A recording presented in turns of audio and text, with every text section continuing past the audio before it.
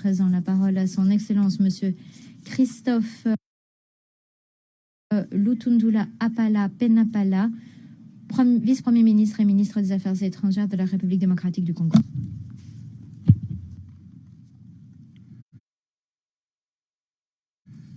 Madame la Présidente, Mesdames et Messieurs les représentants permanents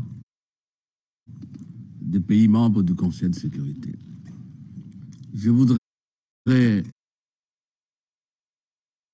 au nom du Président de la République, Son Excellence M. Félix Antoine Tshisekedi Tshilombo, et du gouvernement congolais, vous remercier d'avoir bien voulu organiser la séance d'aujourd'hui consacrée, j'allais dire, uniquement à la situation sécuritaire en RDC. J'observe, ou en tout cas, je comprends par cet acte l'intérêt que vos pays, et à travers vos pays, le Conseil de sécurité des Nations Unies, portent au règlement rapide et définitif de la question de la sécurité et des questions humanitaires en République démocratique du Congo. Nous vous en sommes très reconnaissants, une fois de plus. J'ai suivi avec une attention particulière les différentes interventions qui m'ont précédé. Je note aussi, à travers ces interventions, une détermination, un engagement certain du Conseil de sécurité pour collaborer avec la RDC afin que, dans le plus bref délai, la triste expérience de l'agression, la triste expérience de souffrance endurée par mes compatriotes depuis 25 ans soit un souvenir et relégué dans les archives de l'histoire. Là aussi, je vous remercie. Je vais essayer, à travers cette intervention, de répondre à vos préoccupations et surtout de vous faire comprendre davantage l'essence de l'approche du gouvernement de la République démocratique du Congo et du chef de l'État, approche qui se trouve dans la lettre que je vous ai adressée. Permettez-moi, Madame la Présidente, de vous demander d'ores et déjà ce qui suit. La séance est consacrée à la situation en RDC. J'étais mandaté ici par le gouvernement et le président pour éclairer la religion de tout le monde et contribuer avec vous à la recherche des solutions.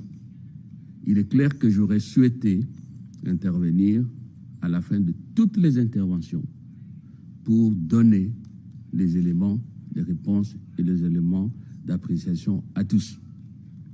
Et donc, je vous demande que, en cas de besoin, pas nécessairement, je puisse intervenir, même après mon intervention, ma présentation, pour justement nous permettre d'avancer objectivement et froidement avec le dossier.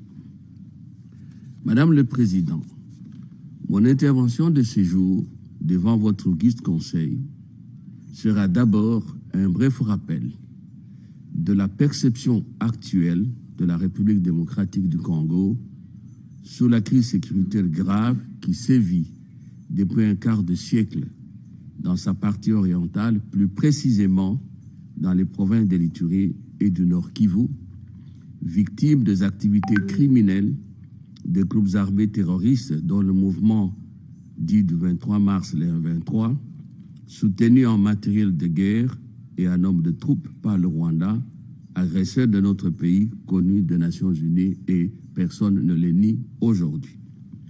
En effet, par ma lettre du 1er septembre en cours, adressée à votre autorité, Madame la Présidente, j'ai communiqué à votre haute institution la vision et les propositions du gouvernement de la RDC pour un partenariat, je souligne, un partenariat efficace fructueux avec l'Organisation des Nations Unies afin de rétablir réellement et durablement la paix ainsi que la sécurité sur l'ensemble de notre territoire national.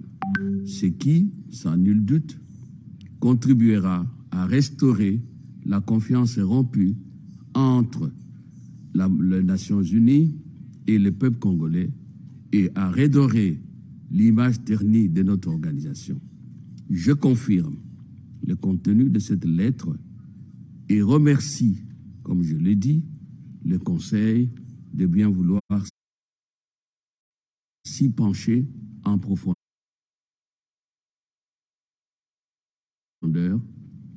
Je le souhaite avec la plus grande lucidité et objectivité dans un esprit constructif.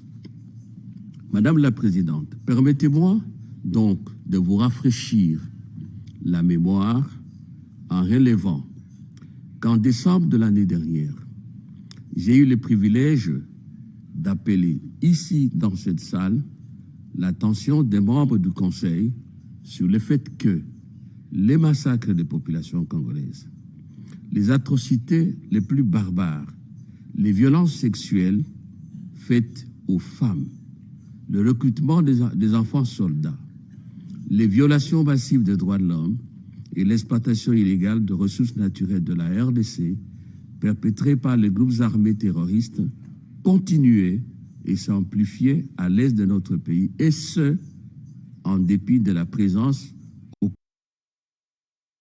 Congo d'environ 16 000 hommes de troupes de l'ONU pendant 25 ans et des milliards de dollars américains dépensés pour restaurer dans mon pays la sécurité et la paix. Je vous ai également alerté sur les vives tensions qui envenimaient les relations entre la mission de l'Organisation des Nations Unies pour la stabilisation au Congo, la MONUSCO, et les populations congolaises, plus spécialement celles des territoires ravagés par ces groupes armés et qui ne cessent, ces populations, jusqu'à ce jour, de reprocher à cette mission onusienne sa passivité et son incapacité avérée de le protéger contre ce groupe de criminels et de contribuer à mettre fin à l'insécurité quasi permanente dont ces populations congolaises sont victimes. Afin d'arrêter la dégradation continue de la situation, de donner les chances de réussite au processus de paix de Nairobi et de Luanda et de prévenir le pire, je vous ai, à l'époque, à la séance de décembre, non seulement suggéré de clarifier les mandats de la MONUSCO, mais aussi je vous ai signifié la préférence du gouvernement de la RDC de voir la MONUSCO concourir à l'imposition de la paix, peacemaking, et équipée d'un armement adapté aux défis et enjeux du moment face à une armée conventionnelle d'un État membre de l'ONU, les forces de défense du Rwanda, RDF, et à ses supplétifs du M23. Au demeurant, Madame la Présidente, cette demande recoupait la déclaration du secrétaire général de l'ONU, M. Antonio Guterres, à la presse internationale, plus précisément à la radio RFI et à la chaîne de télévision française France 24, reconnaissant avec beaucoup de sincérité, il faut le reconnaître, et un sens élevé de responsabilité, l'impossibilité pour la MONUSCO d'affronter les M23 en possession d'armes lourdes et plus sophistiquées que les siennes, d'une part, et d'autre part, en proposant, lui aussi le secrétaire général, de renforcer les mandats de la MONUSCO ainsi que ses équipements militaires pour qu'elle accomplisse ses missions statutaires de protection des populations civiles et d'appui au FARDC. Par ailleurs, j'ai, à la même occasion, toujours en décembre l'année passée, renouvelé la requête du gouvernement congolais au Conseil de condamner fermement l'agression de notre pays par le Rwanda et de sanctionner sévèrement les auteurs matériels et intellectuels des crimes de guerre et de ce contre l'humanité commis sur notre territoire national. Cependant, et nous le regrettons, dans sa résolution 2666 du 20 décembre 2022, le Conseil de sécurité n'a tenu compte ni des préoccupations et propositions du gouvernement de la RDC, ni des conseils judicieux du secrétaire général de l'ONU. Il a tout simplement renouvelé les mandats de la MONUSCO sans aucun ajustement, comme si de rien n'était. À l'évidence, c'est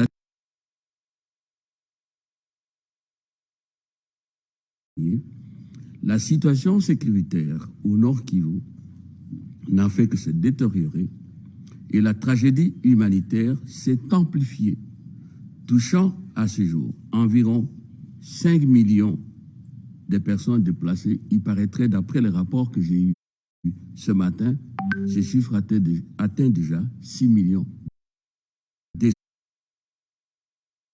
000.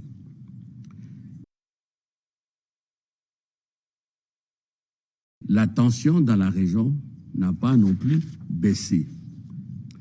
Garantie de l'impunité, le Rwanda et le M23 s'entêtent à ne respecter aucun engagement pris, à ne pas appliquer les plans de paix issus du processus de Nairobi et de Luanda, à ne pas se soumettre aux recommandations de la communauté internationale et à ne pas répondre aux appels répétés du Conseil de sécurité de l'ONU, de l'Union africaine, des communautés régionales africaines et des partenaires bilatéraux au retrait des territoires congolais occupés.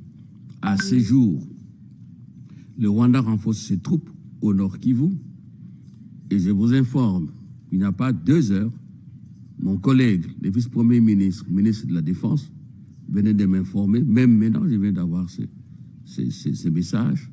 Hier, dans la matinée, un hélicoptère de l'armée rwandaise a atterri à Rumangabo. Rumangabo, c'est au Congo. Les M23 refusent le pré-cantonnement au camp de Rumangabo, le désarmement et le cantonnement dans les sites aménagés dans la province du Maniema avant son retour au processus de Nairobi et à l'intégration de ses membres au programme de désarmement, démobilisation, relèvement communautaire et stabilisation PDDRCS. Pour tout dire, le processus de règlement de la crise sécuritaire à l'est de la RDC est dans l'impasse et dans la région des Grands Lacs est aujourd'hui dans l'impasse et totalement bloqué par le Rwanda et les M23. Je crois que Mme Bintou vous a informé de la mésaventure de l'EAC, de FRDC, de la MONUSCO, qui voulaient aller à Rumangabo et à Bunagana, voir la possibilité de faire le précantonnement des M23 comme convenu. C'est que d'aucuns considèrent, à tort, comme une accalmie, comme un cessez-le-feu, n'est en réalité qu'un simulacre de cessation des hostilités de la part du M23 et de son géniteur, le Rwanda, mieux un enlisement qui leur permet de consolider l'occupation de la province congolaise du Nord Kivu par l'armée rwandaise et la tentative de partition de notre pays.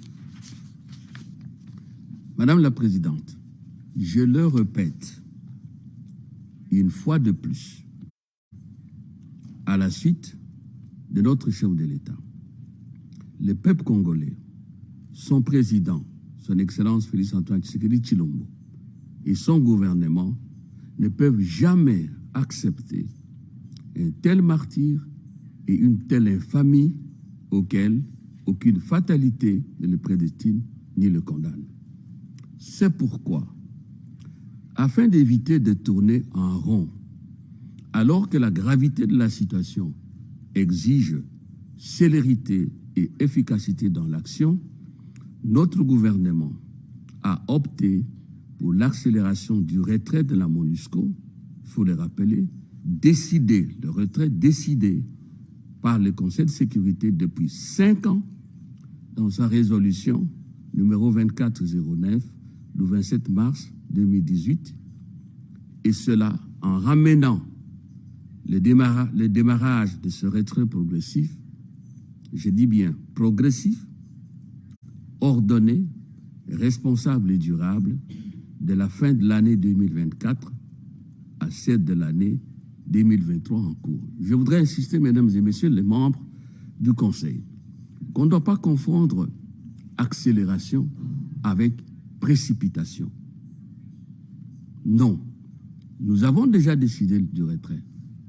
Le programme de transition a déjà été adopté par le Conseil de sécurité.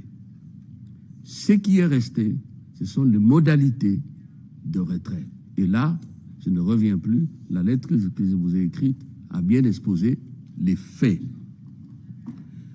Ces réaménagements tactiques que le gouvernement congolais propose du retrait de la MONUSCO visent les objectifs ci-après.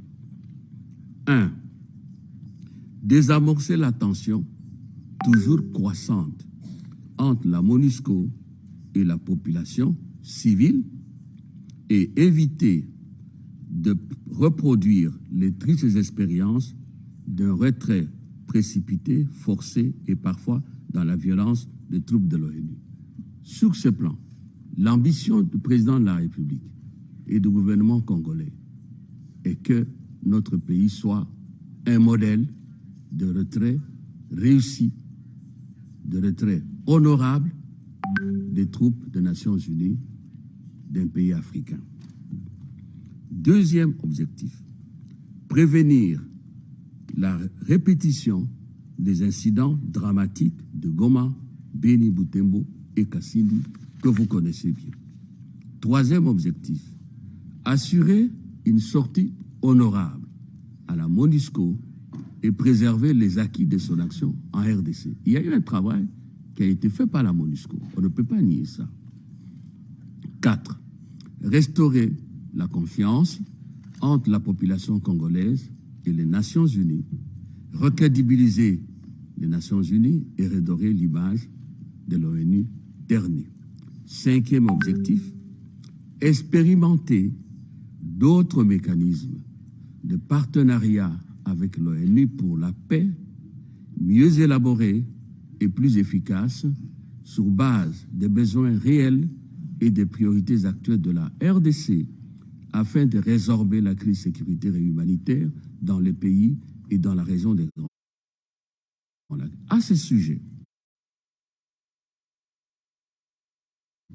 il est essentiel de rappeler que la priorité et l'urgence du moment pour la RDC en matière de sécurité sont la fin de l'agression rwandaise et le retrait de ses troupes du Nord Kivu, l'éradication de groupes armés terroristes au Congo, dont les M23, le retour des populations déplacées à leur domicile, la restauration de l'autorité de l'État congolais dans les territoires occupés par les M23, l'organisation des élections sur l'ensemble du pays et la mise en œuvre du programme de désarmement, démobilisation, relèvement communautaire et stabilisation, PDDRCS.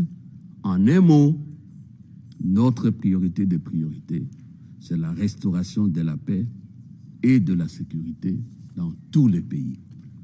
C'est ici le lieu d'affirmer qu'il est temps que les Nations Unies, particulièrement le Conseil de sécurité, tirent les leçons de ces interventions en Afrique et changent de paradigme quant à ces missions de paix dans notre continent. Nous avons besoin d'une réflexion approfondie et nous ne pouvons pas nous faire l'économie de cette réflexion sous quelque prétexte que ce soit. Vous remarquerez que pour le gouvernement de la RDC, il ne s'agit pas d'une simple reconfiguration de la MONUSCO. Nous commettrions une erreur. Vous commettriez une erreur, mais c'est les membres du Conseil, en donnant l'impression que, quelque part, même par malentendu, que l'on voudra aller dans une perspective d'une MONUSCO bis. Ce serait pas une erreur, mais une faute. En vue d'atteindre les objectifs ci-dessus, le gouvernement la République démocratique du Congo demande avec insistance au Conseil de sécurité, d'une part, de s'inscrire dans la logique du retrait que nous avons déjà décidé, mais un retrait accéléré. Et je l'ai dit, non précipité. Un retrait de la MONUSCO qu'il importe de démarrer, à notre avis, au plus tard, je dis bien de démarrer, au plus tard, les 23, la fin de 2023. Accélération du reste. Vous remarquerez dans les rapports du secrétaire général, cette accélération est aussi préconisée par le secrétaire général de l'ONU dans son dernier rapport pré-rappelé. Et d'autre part, nous demandons au Conseil d'instruire le secrétariat général d'engager en urgence les discussions avec le gouvernement de la RDC dans le cadre du comité conjoint. Le comité conjoint, rappelez-vous, qui est déjà institué par la résolution 2409 du 27 mars dont j'ai parlé, et les discussions sur les matières ci-après. Ce sont ces discussions qui ont manqué. Je prends Mme Bitou à témoin pour que nous puissions avancer avec le processus de retrait depuis 5 ans. Sur les matières ci-après. 1. C'est du concret, ça. L'élaboration par l'état-major des forces armées de la RDC, FARDC, et le commandement des forces armées de la MONUSCO, du plan de désengagement et du chronogramme de retrait, encore une fois, progressif et ordonné des troupes onusiennes. 2. La définition de modalités pratiques des transferts graduels des activités assurées actuellement par la MONUSCO aux agences traditionnelles, je les appelle traditionnelles, fonds et programmes de l'ONU, ainsi qu'au gouvernement de la RDC. 3. La diminution progressive des effectifs de la MONUSCO. 4. L'élaboration du plan opérationnel de la mise en œuvre du retrait. 5. La définition précise des tâches à accomplir par la MONUSCO pendant la transition au titre des 4 jalons retenus dans les plans de transition révisés, à savoir la sécurité. Qu'est-ce qu'on attend désormais de la MONUSCO en matière de sécurité? La protection de la population civile. Quelles sont les tâches à accomplir pendant la transition? L'accompagnement électoral, ça marche et c'est très bien. Et puis le programme PDDRCS. Ces activités que je mentionne, comme je l'ai dit dans la lettre, ce sont des activités préparatoires indispensables pour donner un contenu réel au retrait, visualiser le retrait et surtout prendre l'ampleur, prendre la mesure exacte de l'ampleur des tâches à accomplir. D'autant plus qu'au mois d'octobre qui va commencer, que je sache, au niveau des Nations Unies, on va aborder les budgets notamment de projets et de programmes et des agences. Donc, c'est le moment de faire ce travail pour qu'il soit intégré dans la perspective du retrait. Les rapports des travaux du comité, d'après le gouvernement congolais, du comité conjoint MONUSCO-RDC, sur les questions fondamentales ci-dessus, devra être déposé au gouvernement de la République et au Conseil de sécurité au plus tard à la fin du mois d'octobre prochain. Vous comprenez, je viens de vous expliquer pourquoi nous faisons cette proposition. Il va de soi que le retrait de la MONUSCO étant progressif sera évalué régulièrement et les difficultés qui surgiront en cours d'exécution seront examinées conjointement par les 2 parties congolaises et onusiennes pour des solutions idoines.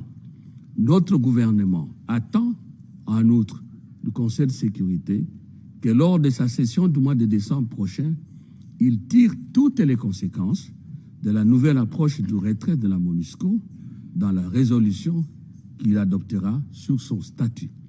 Madame la Présidente, pendant les échanges sincères que la délégation qui m'accompagne et moi-même, nous avons eu depuis la semaine dernière en bilatéral avec les représentants de 5 pays membres permanents du Conseil de sécurité, ces 3 pays africains non membres permanents et le président du Conseil ainsi que les délégués des autres États membres de l'ONU, nous avons noté avec satisfaction que le consensus se dégage quant au fond sous le retrait accéléré et échelonné de la MONUSCO. Cependant, 2 préoccupations permanentes sont revenues comme leitmotiv dans les déclarations des interlocuteurs, comme tout à l'heure, à savoir la protection des populations civiles après le départ de la MONUSCO et la coordination des initiatives régionales pour la gestion de la crise sécuritaire en Ituri et au Nord Kivu.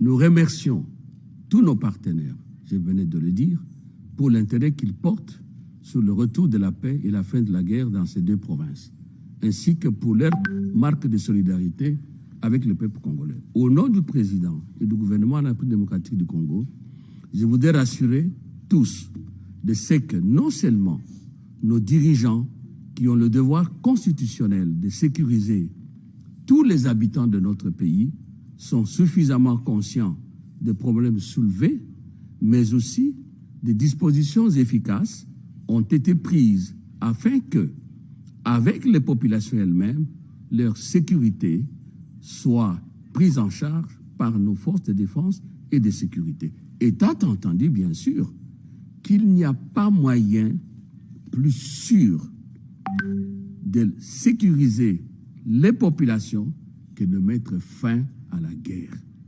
Il n'y a pas moyen plus sûr de garantir le respect des droits de l'homme, de garantir la stabilité des institutions congolaises, ne nous trompons pas, que de mettre fin à la guerre.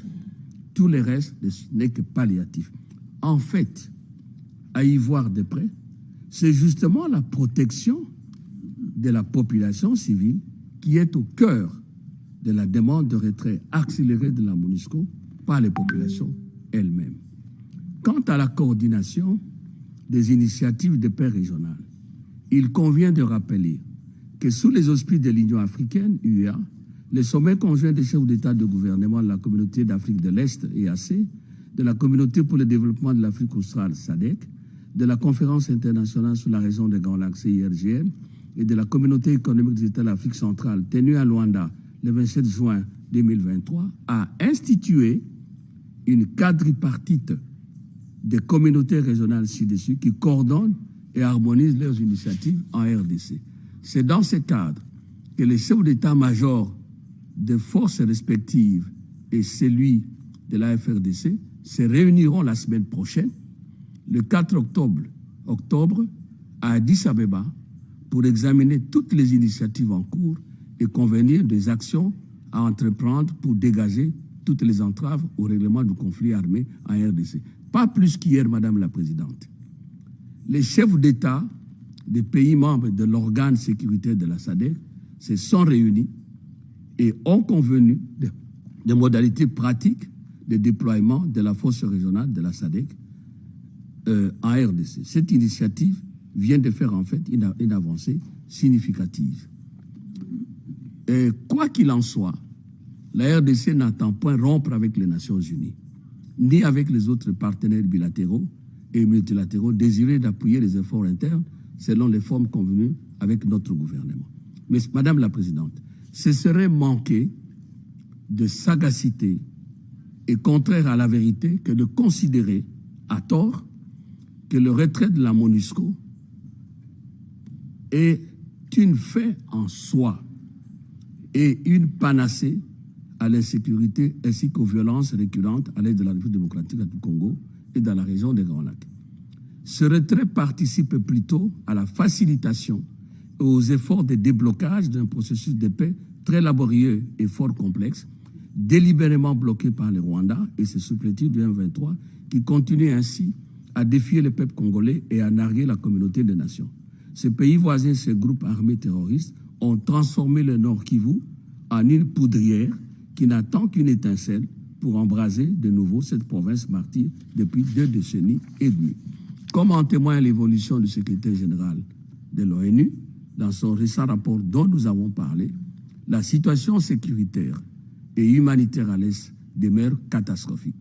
Au niveau international, ces constats du secrétaire général interpellent sans doute au premier chef votre Conseil de sécurité, notre Conseil de sécurité, organe central des Nations Unies en matière de paix et de sécurité internationale.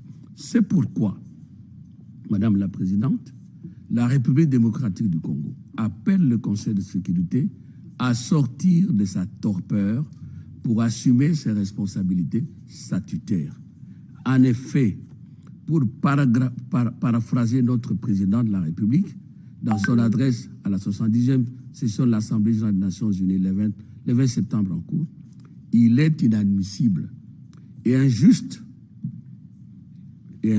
notamment, que plusieurs rapports de groupes d'experts mandatés par l'ONU elle-même pour enquêter sur la situation sécuritaire en RDC, dûment déposés au Conseil, moisissent dans ces tiroirs depuis plusieurs années sans être examinés, que des personnes citées dans ces rapports comme responsables et récidivistes des crimes graves contre l'humanité, des crimes de guerre et des violations massives des droits de l'homme au Congo restent impunis dans le silence total du Conseil, comme si, quelque part, on voulait encourager ces criminels à poursuivre leurs actes criminels.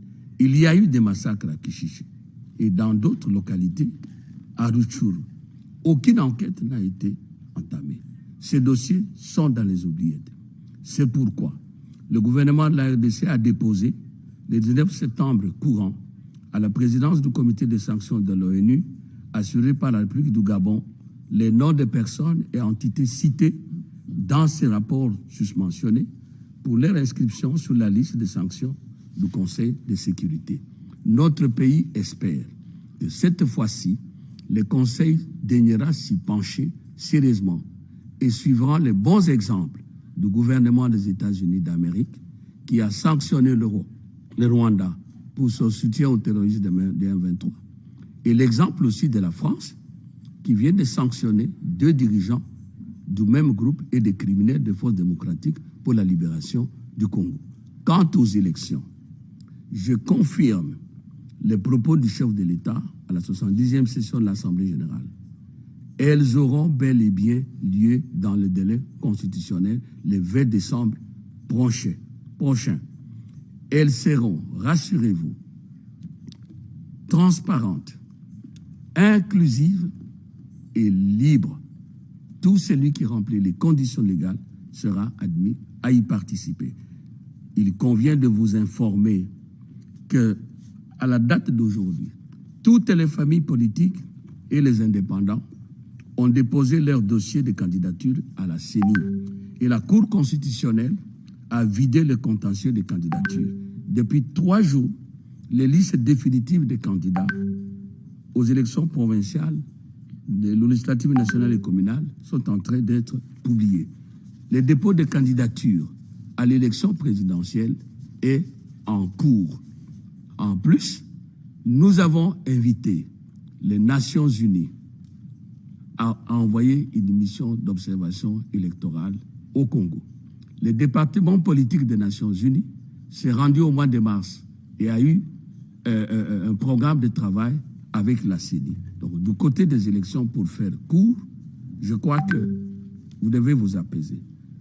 Madame la Présidente, Mesdames et Messieurs les représentants des pays membres du Conseil, l'Organisation des Nations Unies est avant tout l'expression d'un vouloir vivre en commun des peuples de notre planète, fondé sur un minimum de partage des valeurs fondamentales, notamment la justice, le respect des droits humains, le respect mutuel, la solidarité et l'humanisme. Vous avez la lourde responsabilité de faire triompher ces valeurs et de garantir la paix dans le monde.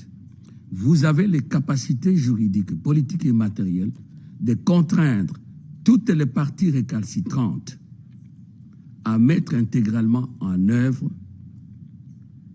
la feuille de route issue des processus de Nairobi et de Luanda que vous avez approuvé et d'arrêter par conséquent l'enlisement dangereux en cours dans la crise sécuritaire en RDC. Agissez avant qu'il ne soit trop tard. Il est temps de dire le droit international, les droits en sanctionnant l'agression avérée de la RDC par le Rwanda et les crimes du 1-23 sur le territoire congolais, ainsi que les crimes des autres groupes armés. Il est grand temps de hausser le ton en sommant sans équivoque aussi bien le 1-23 de déposer les armes, d'aller au cantonnement des sites prévus à cet effet, de s'intégrer dans le PDDRCS, aussi bien aussi les 1-23 que le Rwanda a retiré sans condition ses troupes du Congo et a cessé son soutien au 23. Quant au FDLR, le gouvernement congolais fait à la communauté internationale une proposition simple. Les membres du FDLR ne sont pas des citoyens congolais. Pourquoi le Conseil de sécurité ne peut-il pas concevoir un plan d'éradication des FDLR pour l'exécution duquel la RDC est prête à participer activement? Nous vous tendons cette main-là. Pour sa part, la RDC n'a pas failli à ses engagements qu'il sera possible de restaurer durablement la paix et la sécurité, tant à l'est de notre pays que dans l'ensemble de la région des Grands Lacs. À cet effet, rassurez-vous, la RDC reste à la disposition du Conseil de sécurité. Je vous remercie. Je remercie son Excellence, M. Lutundula Palla, de sa déclaration. Je donne maintenant la parole au représentant du Rwanda. Madame la Présidente, je remercie Madame Bintou Keita, présidente spéciale secrétaire générale, et chef de la MONUSCO, de son exposé, ainsi que tous les autres membres de leur intervention précieuse. Suite au mécanisme Rwanda, qui a été renforcé par nombre de communiqués de différents chefs suite à différents sommets,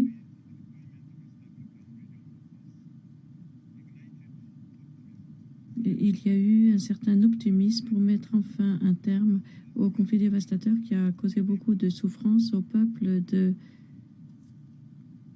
l'Est de la RDC. Le déploiement rapide des forces régionales de la CAE et la mise en place relativement rapide d'un cessez-le-feu demande de la volonté politique pour régler cette crise régionale. Toutefois, il faut reconnaître que le cessez-le-feu n'est qu'un pas dans le processus de règlement du conflit qui dépend de la volonté de toutes les parties belligérantes à poursuivre une solution pacifique. Il est impératif que la DRC cette occasion du cessez-le-feu et traite des causes profondes du conflit plutôt que d'accuser le Rwanda. Madame la Présidente, le Rwanda demeure très préoccupé par la collaboration en cours entre différents groupes armés avec le gouvernement à Kinshasa. Cette collaboration a été mentionnée par nombre de membres du Conseil de sécurité, malgré la négation de cela l'an dernier par le ministre des Affaires étrangères. Il l'a redit l'an dernier aux membres du Conseil de sécurité qui, en fait, a sanctionné cela. Il s'agit là d'un groupe qui a perpétré le génocide en 1994 au Rwanda et qui vit en RDC, travaillant avec le gouvernement de RDC depuis 20 ans. Et maintenant, non seulement il collabore, mais il lutte avec la force armée de RDC et recevons un soutien de la part du gouvernement. Je ne sais pas quelle légitimité on peut avoir quand on sait qu'il s'agit du groupe qui a perpétré le génocide au Rwanda et est soutenu par un autre pays. Et une fois encore, vous pointez du doigt le Rwanda. Alors qu'est-ce que le Rwanda doit faire dans un tel cas? Le comportement de ces forces nuisibles en alliance avec les forces armées de la RDC menace de relancer les hostilités, de saper toute initiative régionale de paix. Aussi, le Conseil de sécurité doit exhorter le gouvernement de RDC à honorer ses responsabilités et de se dissocier du FDLR et de garantir le rapatriement immédiat tel que stipulé dans le mécanisme Rwanda-Nairobi. Madame la Présidente, comme ceci a été dit dans le passé, la prolifération des discours de haine ainsi que l'assassinat de membres de la communauté du Rwanda en RDC cause une grande menace, pas seulement pour le Rwanda, mais pour l'ensemble de la région. Ceci a perduré depuis plusieurs années maintenant, en toute impunité, et le Conseil ne peut pas continuer de se taire sur cela. Le Rwanda n'a rien à gagner à la situation en RDC. Nous voulons réaffirmer notre soutien constant pour les mécanismes régionaux, en particulier les processus de Luanda et de Nairobi. Ceux qui veulent tirer parti du conflit pour des gains politiques égoïstes se trompent. En outre, l'action de certaines puissances extérieures satisfont le gouvernement de la RDC, et ceci au détriment du Rwanda, prenons le risque de faire se détériorer la situation en RDC. C'est un problème essentiel qui exige l'attention du Conseil. Pour conclure, Madame la Présidente, le Rwanda demeure très préoccupé par la vie des réfugiés du Rwanda, et ce depuis une vingtaine d'années. Nous lançons un appel au Conseil pour diriger ses efforts, pour créer les conditions propices pour leur rapatriement en toute sécurité. Je vous remercie de votre aimable attention. Je remercie le représentant du Rwanda de sa déclaration. Excellence, Monsieur le ministre des Affaires étrangères de la RDC, Monsieur Lutulundula Penapala, a demandé la parole pour faire d'autres commentaires. Vous avez la parole. Merci, Madame la Présidente. Je serai très bref. Je commence par le plus facile. J'observe que Monsieur l'ambassadeur, le représentant permanent, ne suit pas la situation sur le terrain. La question des réfugiés du Rwanda et des réfugiés congolais au Rwanda. On peut appeler Monsieur le Haut-Commissaire des Nations Unies pour les réfugiés.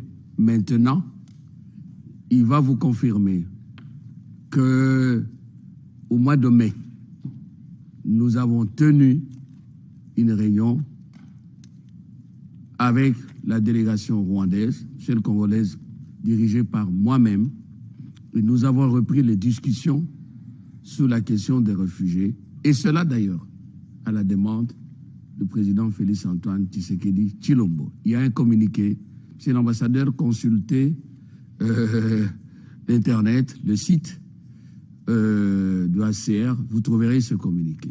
Deuxièmement, parce que monsieur l'ambassadeur n'est pas informé, il y a 2 semaines, la réunion a continué à Nairobi. Parce qu'on avait convenu à Genève qu'on puisse continuer à Nairobi. Elle s'est bien tenue.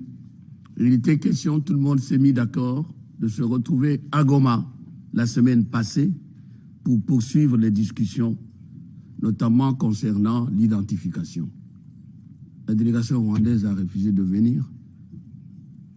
Elle a refusé de venir. Je ne sais pas si monsieur l'ambassadeur peut démentir. Et on est bloqué. Moi, j'avais demandé aux représentants de monsieur le haut-commissaire des Nations Unies aux réfugiés, que j'ai rencontré la semaine dernière ici, qu'on puisse proposer un compromis. Ou bien on rentre à Nairobi, ou bien on va à Addis Abeba. Donc il n'a pas l'information. Concernant les FDLR, je crois qu'il faut respecter le Conseil de sécurité.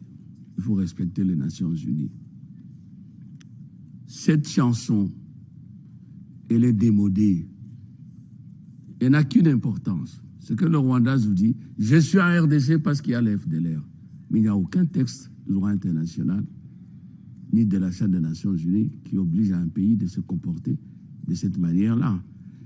Je rappelle à l'ambassadeur, je rappelle à la mémoire du Conseil, dans le cadre du processus de Nairobi, depuis l'année dernière, tous les chefs d'État, y compris Son Excellence, Monsieur le Président de la République du Rwanda, ont convenu que chaque chef d'État, chaque gouvernement, qu'il y a des groupes armés en RDC, doit entamer des discussions avec ces groupes armés pour que ce groupe rentre dans leur pays d'origine.